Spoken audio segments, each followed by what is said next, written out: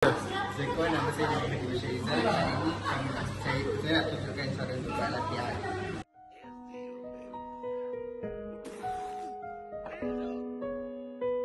First, masukkan semua kopi 18 gram ke dalam portafilter. Next, ratakan and tam. Press dengan temper supaya pembukaan padat dan rata.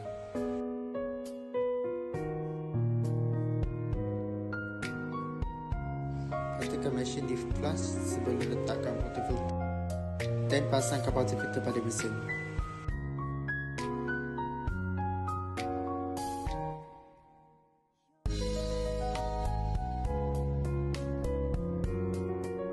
Tekan butang untuk extract espresso 2 shot dan bermasa 25 until 30 saat.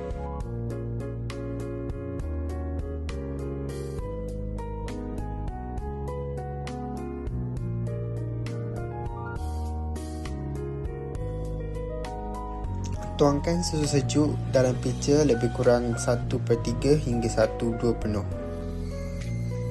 Letakkan steam wand sedikit di bawah permukaan susu untuk dapatkan 40 Celsius.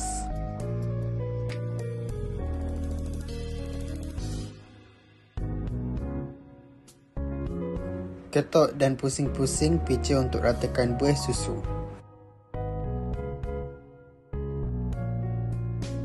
Tuangkan susu perlahan-lahan ke dalam tengah cawan.